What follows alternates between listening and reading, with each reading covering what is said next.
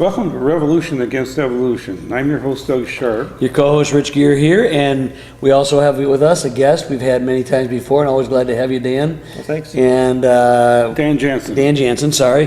And I know him so well, just first name basis, you know. But he's had a lot of adventures, South America, Sudan, just a lot of different places you've been. And he'd like to talk to us a little bit about some of his experiences in Colombia and some of the things that went on down there and some of the implications, I guess. So we're going to talk about Native American culture, or in terms of the way that they would like to be called as indigenous people, that they are would rather be called in that area. And so we can maybe think about, why are they indigenous? Because they were there before anybody else got there. The Spaniards, the Europeans didn't arrive there, and they were always there for many years before the Europeans got there. And so that raises the question how they got there and what they're doing there. But I don't think that's the subject for the show. No, but I always find it interesting, Doug. You bring up a lot of people who are environmentalists or want to protect the native species. I go, well, were they always native species? There's no way we can know that. It's just there's a certain ethnocentricity or egocentricity, if you will. These are the ones that have been here in our memory. Therefore, they're the right ones. You know what I'm saying? And I go, I don't know whether that's necessarily true. Maybe we like them this way, but we get mad like some Asian beetle comes in and wipes out a bunch of trees, or some emerald ash borer. I recently had to treat my pine trees out here. But it's that way with human cultures as well. According to biblical record, we all basically came out from the Tower of Babel. Right. And at one time, the migrations, they went to Africa and Asia and all over the place. Primarily the sons of Japheth. But Shem and Ham also migrated out to different places as well. And Dan and I, we've talked about that over the years. It's a fascinating subject. But the indigenous peoples in Colombia, what do they consider their ancestry? Obviously they have mythological stuff, but do they have things that have any kind of scientific, do they have any genetic kind of stuff, or they've been able to study or research what these things are used to? Do you know? Well, I'm just curious about that. The scientific information that's available, haplogroups. Yes, yeah. Basically, there's still pretty much a predominance of information relating them to Mongolian genetic. So stuff. that's where the Bering Strait kind of hypothesis, which, by the way, even though we've all talked about the diffusion hypothesis, which I think has a lot of validity, doesn't discount the fact that people did come over the Bering Strait as well. We're not saying, it's just we don't think that necessarily is the exclusive way they got here. No, but in this case, they would have come at different time times, periods. right. And also, many of them may have come across the oceans by ship. And then there would have been a diffusion of people coming from the other direction. Right. But by the time that those people would have been much less and not make up as much of the population. Sure. And the people there look very, very Asian. I was just at a Chinese restaurant the other day, and one of the ladies there that was a server, she looks exactly like one of the NASA really? Paez Indians. So they have sort of like tell the difference. more close kind of eyes, a little bit of epicanthic fold, high cheek. It's interesting you talk about. I'm reading a book about the revival in China, the Henan province. It's called Fire and Blood series, but it's very interesting. The a lot of Christian thing, but they're talking in this one spot about the Jews that migrated. And it seemed to be there when you come right down to the 3 different migrations, and they don't look. They look just like Chinese people now. They've assimilated. Another story I just heard about from a book. I was reading like a 1950s kind of it was about supporting Christianity. It was kind of a response to communism, the atheistic about that time. And apparently there was a Japanese mirror, or the emperor had like a sword, a mirror, and one other thing. I can't remember what it was, but the mirror had some inscriptions on it. Nobody knew what the heck it was. And so there was one of the emperors got excited and was talking about into Judaism, was kind of researching it, and wanted to know what it was. And suddenly he was talking to a rabbi, and the rabbi looks up at it and knew exactly what it was. It says, basically, it was, "I am that I am." Mm-hmm. It was the name for Yeshua, for Yahweh. It was right on the mirror. How that got there, it got there many, many centuries earlier. But so when you talk about these migrations, we are very much comfortable with the fact that they come out of the Babylonian dispersal, and that the migrations happened fairly fast, all considering how they would have to get to where they are. And to take into account, the people kept migrating.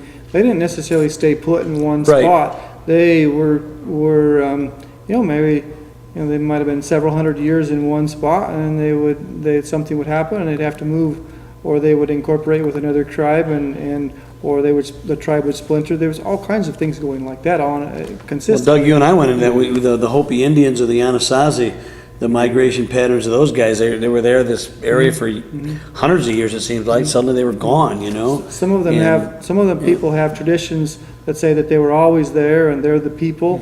And, right. And then the other groups have traditions that, we came, like the Chippewas have a map that shows that they came across the Great Ocean, the Atlantic Ocean. Coming from wow, from, I'd like to from see the that. east, That'd be interesting. east. Yeah, I didn't know that. And they actually have a birch bark map that says we came from the east, and that was passed down. Interesting. Passed down, and other people came from the west. Probably the majority, because of the closeness of the Bering Strait. Right. Naturally, you'd have more people coming from that direction. That would be your main genetic stock. And then some people coming across the islands from Easter Island, and going from different directions. I think there's some evidence that Native Americans also went out into the ocean. They have histories and stories about Polynesians. this. Polynesians. Yeah, They went both directions. And there's one of the things I saw that when I was in Peru was the predominance of very Polynesian artifacts. They look very Polynesian with the headdresses and everything, very Polynesian in some of the early people groups of Peru. And also I found information showing that some of the archaeological finds, the pottery was the same pottery as in German pottery in Japan. So there must have been migration to Ecuador from Japan at some point in time. And then also you see these trade ingots that are copper ingots, and they're oxide ingots. And I saw those in the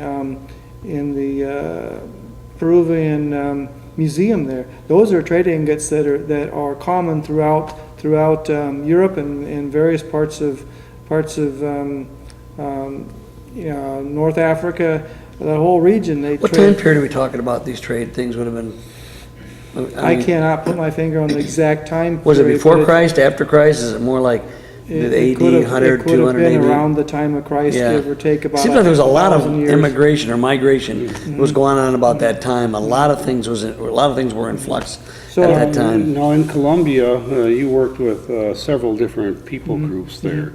And let's focus in on those people groups and what your experiences were with them. I understand you worked with one tribe which was basically very much Christian, and they had a couple tribes had a very high percentage of Christians. The ones that I was working with, there was a group of Nasa, or they're also called Paez Indians, and they were. I was actually living with them for 3 months, and helping them develop some agricultural development work there, and they had just gotten about 15 acres of land, and there was about 250 people trying to make a living off that 15 acres. It's very very large amount of people, so they had to kind of work in the surrounding area at the farms or the campesinos, and So I was trying to help them intensify their production in every way possible, including interplanting and relay planting, all these different methodologies. And they were putting up greenhouses. And you lost me. I know there's some agriculture because this guy is really good in that, and I don't know what that all means. I probably got interplanting. You probably intercropping, things like that. You probably understand that. What is it? Basically mix different crops together. Mix different crops together, Okay, right? all right. And you know the rows. So we're kind of set up so that we plant our things in rows. And in ancient times, sometimes they just kind of broadcast the seed, and they mix things together. Well, there's some good things to be had from mixing things together, but planting things in rows, kind of the best of both worlds. And you can plant things down the middle that don't take us quite as long. Those types of things to actually better utilize the land. Yeah, because you have a small plot of land. We got 250 doing 15 acres. What do they got? 100 by 100 feet? What do they get? That's about it, right? It has to be very intensive.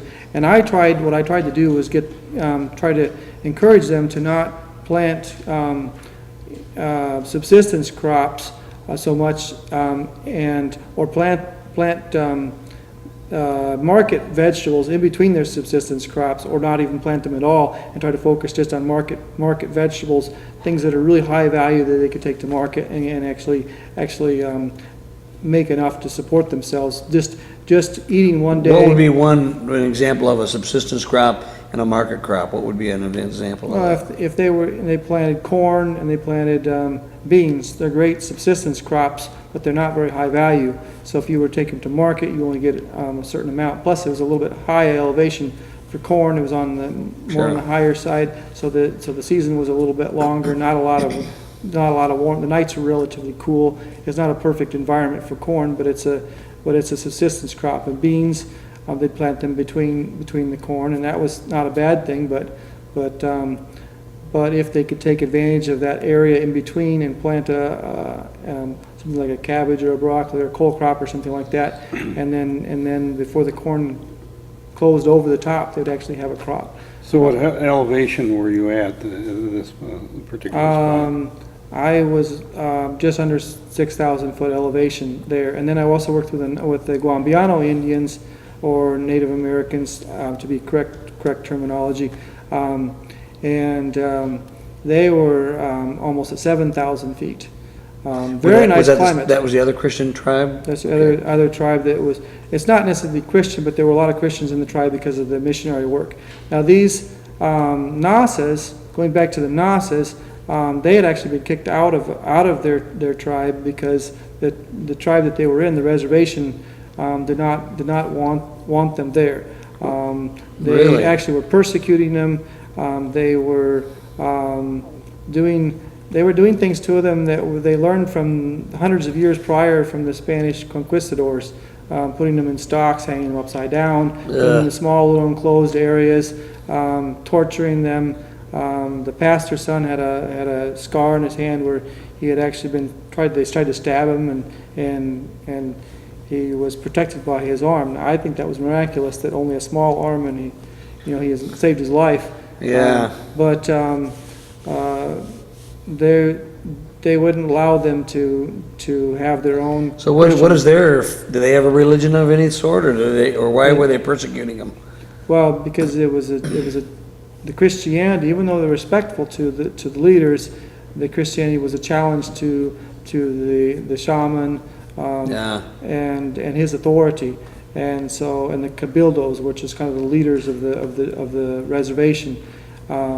There's a challenge to their authority, and I think they feared that they would lose control eventually if these Christians continued to educate. See, they wanted to educate their own kids in their own manner, and some of the tribal traditions connected children to the spirit world, and they wanted to focus on Christianity and focused only on worshiping Christ rather than developing in their children the fear of the spirit world, things like that they were trying to introduce. Yeah, to the shamanistic religion. So they did not like that. And it was syncretist too with the Catholic. A shaman could be a Catholic priest and a shaman at the same time. So obviously these Christians were more a Protestant version of what it was. Do you Evangelical. know? Evangelical. Because I know the biggest movements down in South America are evangelical and more Pentecostal, even very strong. Yes, they were somewhat Pentecostal too. Okay. Both groups. Both groups? Yeah. How many people were in each tribe then?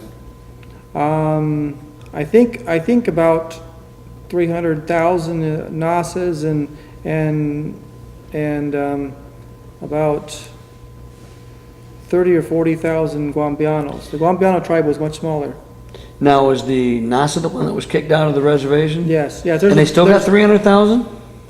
Or is that 300,000 including the ones who were doing the persecuting and the ones who weren't doing the persecuting? Well, there's a very small percentage that's Christians. That's what I'm asking. How many of the Christians were there? Yeah, because you said they were out. They're their own tribe now, right? There's thousands of Christians, and they had a connection of about 80 churches, and so they were inviting all these churches to their. They said there were going to be several thousand people there this July as a reunion between all these different churches. Wow. And but there's the sad part about this is that there's Christians continually being kicked out. And these people that are kicked out have nothing, and they live in plastic tarp houses until they can somehow get established someplace. And there's really no place for them to go.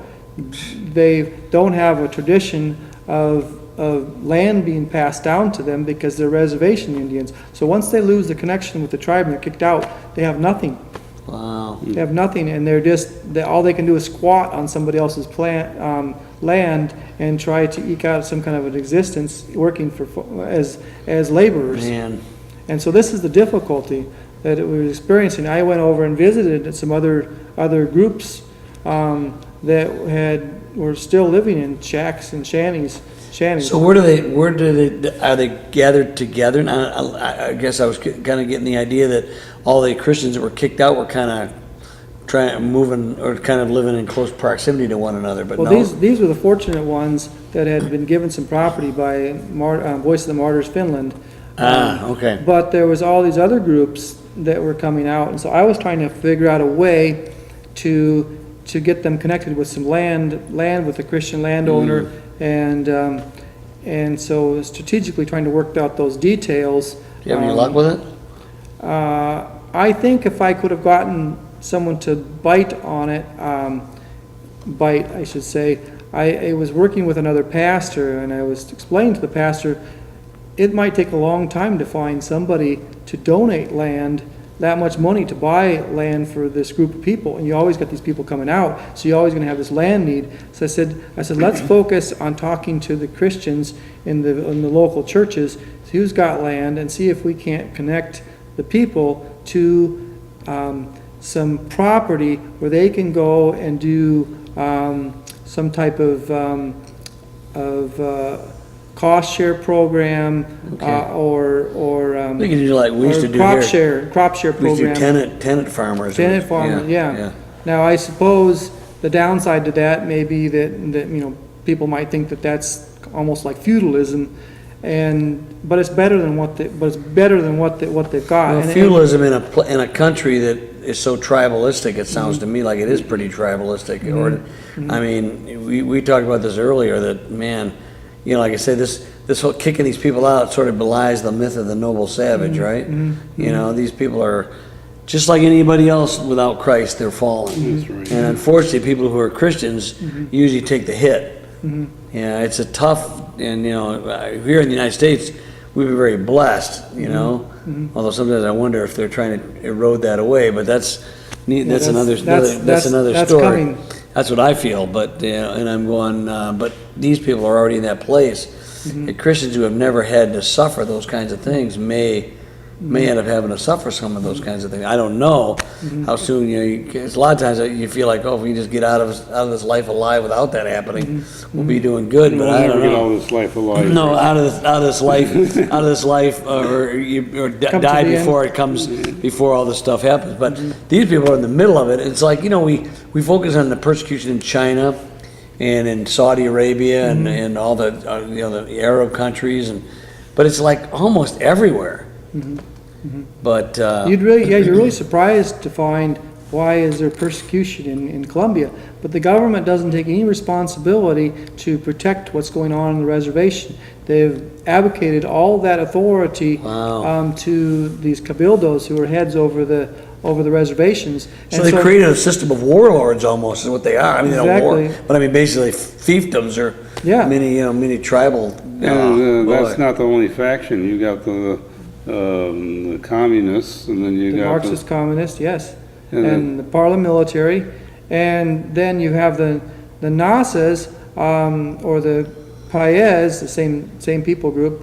They're in the middle with these reservations, and then in the same area there is Marxist guerrillas vying for control of the area, and then the drug-supported paramilitary is vying for control. Those two are going at it, and the government's trying to come in and trying to push them out of the area, and without a lot of success in many cases.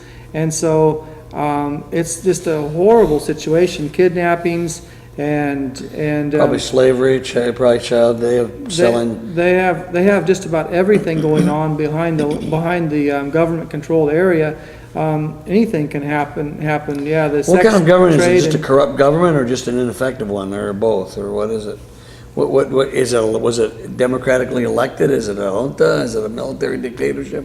It's democratically elected. It is, okay. There's a lot of corruption there, and because there's a lot of corruption, the rural people and oftentimes don't have much respect for the government.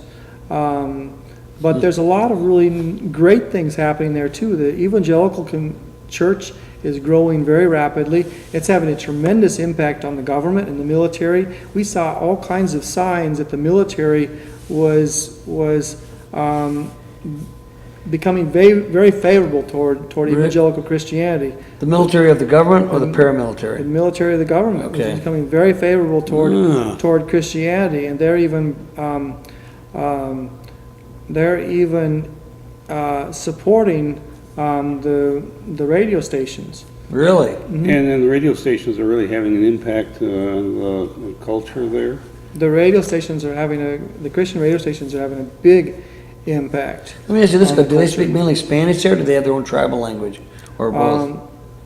Almost everybody speaks Spanish, but the Paez and the Colombianos have their own language. But majority of the people that are there are a mix of mestizos. They're lost their heritage. They may say, well, my father, my grandfather, my great-grandfather, they may know which tribe they were from, but they're all mixed, and so therefore there's this mixture of people from all these different tribes, and a lot of times they don't even know, but you can tell that they're mixed, and they have European ancestry along with Native American ancestry, and so they're mestizos, they're mixed. And so those people aren't living on reservations; they're living in the cities, and they make up the majority of the people that are there. And then you have parts of the country that have a higher percentage of people of European descent, and there's parts of the rural areas have a high percentage of people of Native American descent, and then you have some areas of the country that have a high percentage of people of African heritage, particularly in the coastal region. So anyway, there's people of African descent, and they oftentimes live in the coastal area, but they're mixed in with as part of the mestizo population there. Africa, now how did they get there? Slavery. Okay, all right. Mm-hmm. And actually, I've seen records too that show in some parts of Latin America, Africans were already there. Certain percentage of them were already there because the early ships that wrecked there said that the indigenous people came out and they were very, very dark skinned, didn't wash off in the water. Okay. And there's a lot of evidence that show that some Africans were already there. So that's an interesting aspect of history that's not well understood. Yeah. So there's a lot of cultural blending in Colombia, and the rural people tend to be a stronger percentage of Native American ancestry, whereas the people who live in the city, particularly in the larger cities, tend to be More Spanish? well, oftentimes are more of Hispanic descent. But just a lot of wonderful people there that I met, and I really want to encourage people to see what they can do to support and help out these particularly the Nasa Indians. That there's so many needs there. They just had a huge hailstorm that came through and wiped out all of their crops. Oh. And all the things that I was working with them on, they just wiped everything out. The things that were saved, there's 2 greenhouses, and the plants in the 2 greenhouses were saved, but everything else was just destroyed. Well, they can't get a break no matter what, can they? No, and before that, they lost 70 members of their family. Actually, there was 3,000 people died in a landslide when the river backed up from a landslide from a volcano, boy. and so they lost their houses. And then the government gave the cabildos or the reservation leaders money for rebuilding, and they never got any stole money the money, at all. didn't they? They stole the money, yeah. Why would they got give any them money. those? Because all the Christians never got any money. No. So what do you think you accomplished during your time there? What positive things came out of it? The positive things was I helped start a quiz team for the youth, because the youth, I could see that because they were involved in going to the secular school in the local city. I could see they didn't have a lot of youth activities, so I started to help them start a quiz team. I thought that would be really good for the Bible quizzing. And then I introduced some information about sharing the gospel, simply the story. It's telling the gospel story as it relates to a particular culture, and then also worked a lot with the agricultural development. My goal, and I told the people there this, is that I wanted to help them improve their standard of living, facilitate them so that they had time to take the gospel back to their reservations, because I couldn't go there. They'd kill me. If you go in a reservation down there, they're gonna, in a Nasa reservation, more than likely you'll come out dead. Really? Because they kill outsiders. The missionary told me it's more dangerous to get caught by the Paez Indians on one of their reservations than it is to get caught by the communist guerrillas. Well, we'll see you next time on Wow. Revolution Against Evolution. We hope you enjoyed our time tonight.